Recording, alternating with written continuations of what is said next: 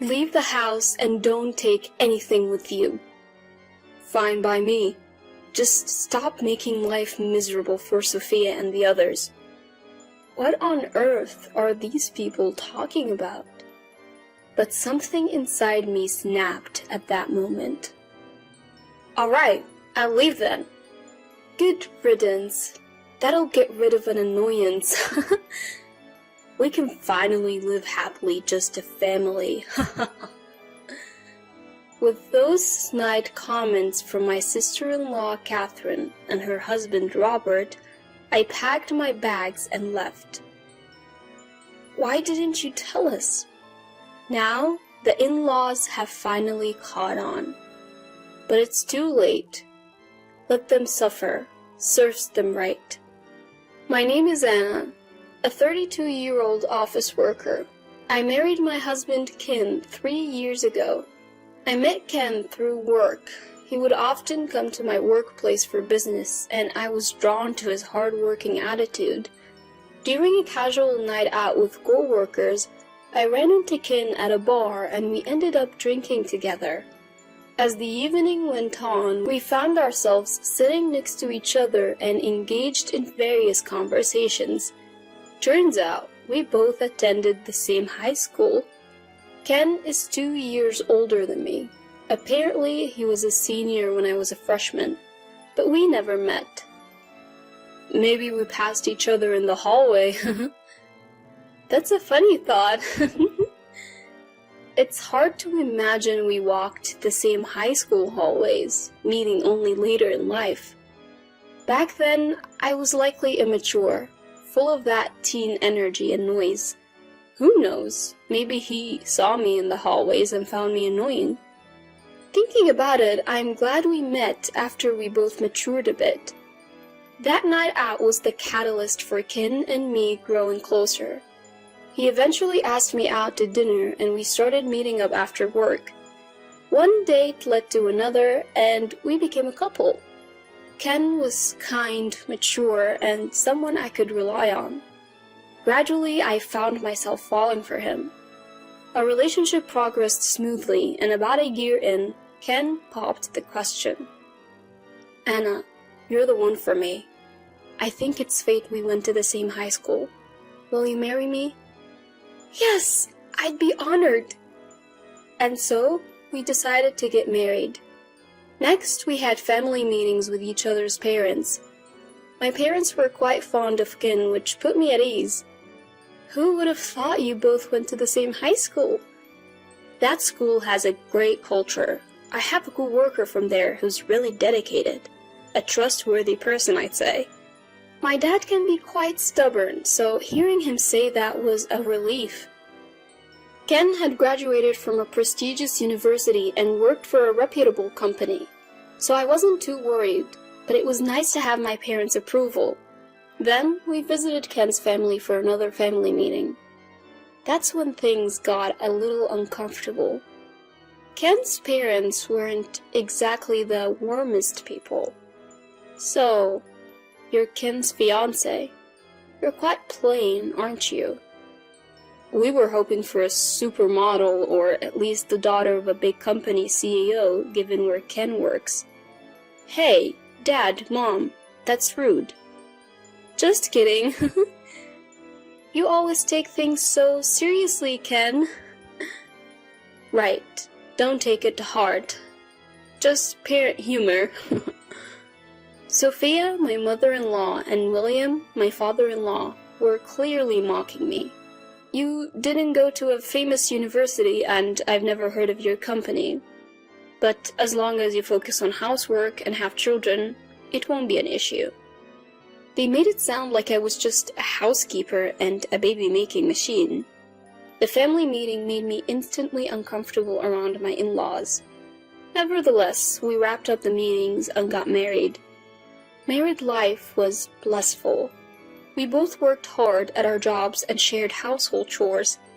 Ken was an excellent cook, even better than me, so I always looked forward to his meals. Whenever I made a request, he'd whip up that dish and it would always taste amazing.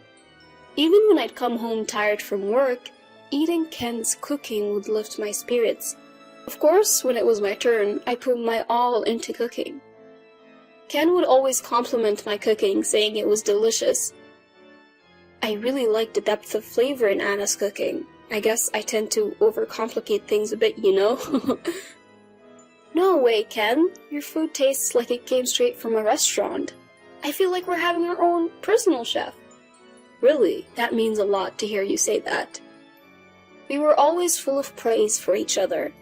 That's why we've been able to have such a harmonious married life. 2 years have flown by since we got married, and we're still as close as ever. But there has been one nagging issue. We haven't been able to have kids. Now, it's only been 2 years, so we're not exactly in a rush, but the pressure from my in-laws has been substantial. When are you going to get pregnant, Anna? Sophia, you asked about this just last week over the phone. These things don't change overnight. What are you talking about?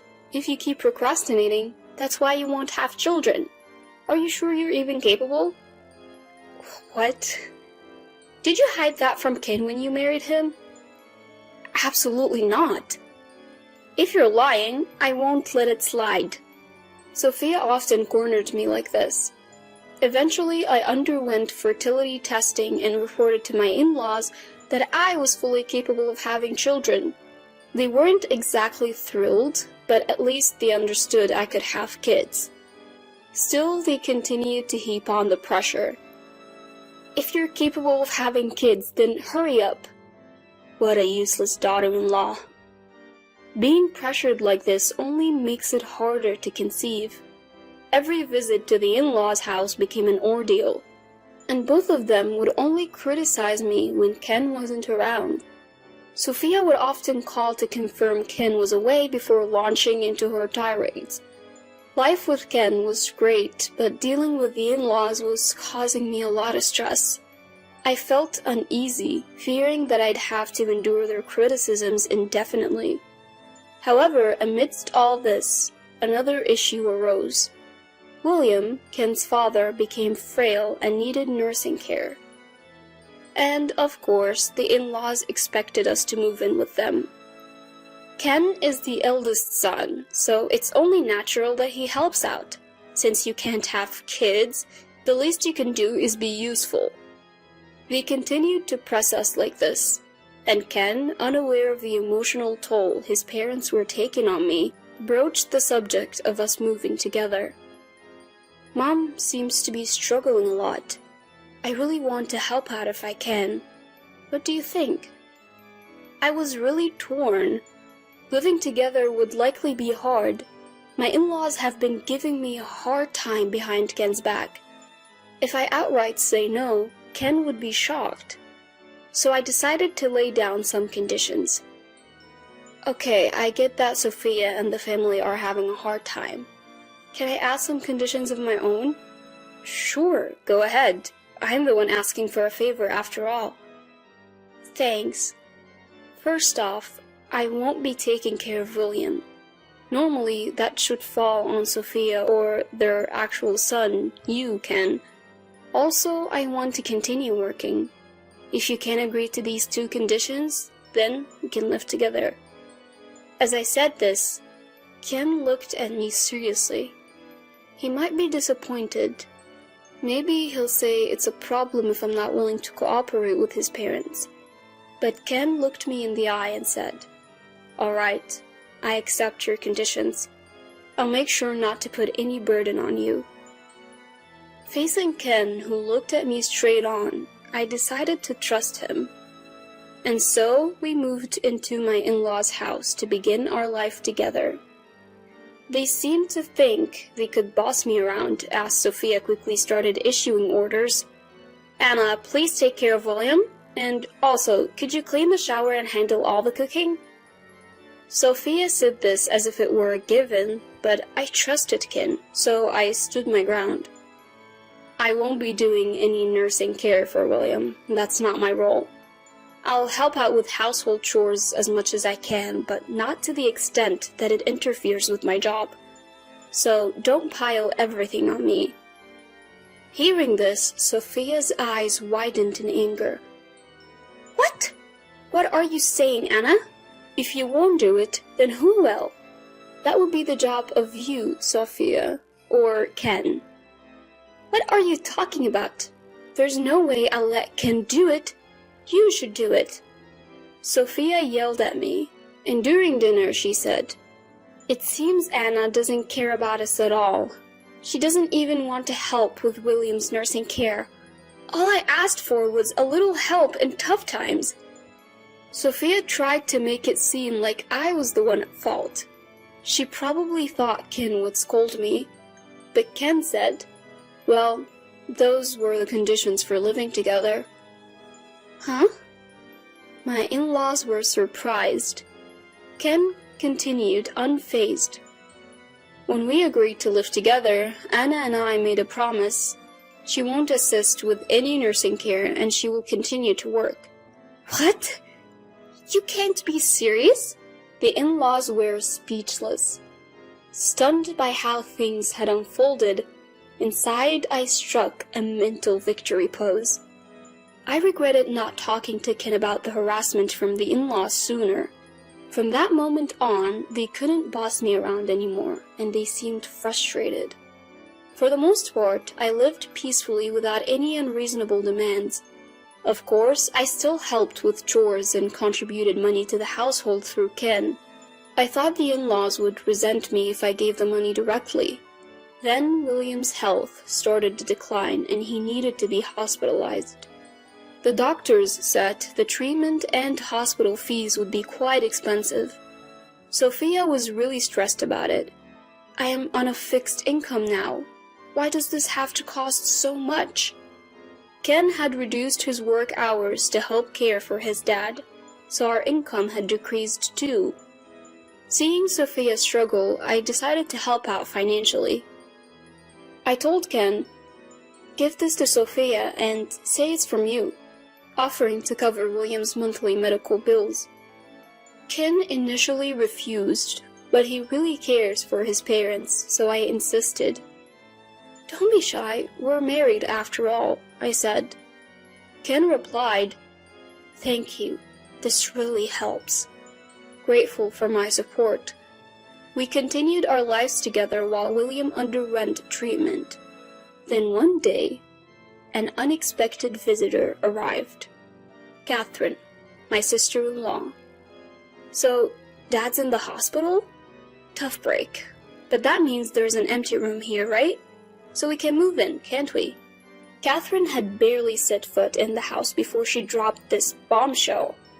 We'd only met her a few times, like at our wedding and hers and at family events. Since we moved into the in-laws' house, she'd never visited. So her sudden appearance and proposition caught me off guard.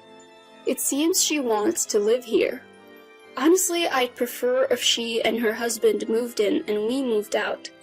But Sophia declined, saying, "Ken's here now, and Dad might come back, so it's not possible." Catherine seemed to have expected this and quickly backed down, saying, "Yeah, figures." However, she did make it clear that she was ready to move in any time. From that point on, Catherine started visiting the in-laws' house more frequently. Today, I made dinner inspired by what Mom taught me. What do you think? Catherine had been frequently cozying up to Sophia. It seemed like she was eager to replace us in our joint living arrangement. I had an inkling that something was off about Catherine. Could she be hiding something? Around that time, an unexpected event occurred. Ken got into a car accident on his way home from work and passed away. I rushed to the hospital, but it was too late. I was devastated to lose my beloved partner so soon. I had wanted to make so many more memories with Ken. The in-laws were also grieving over the sudden news of Ken's death. Even after the funeral, I couldn't come to terms with Ken being gone and felt really down. My boss gave me an extended leave, hoping I would recover soon.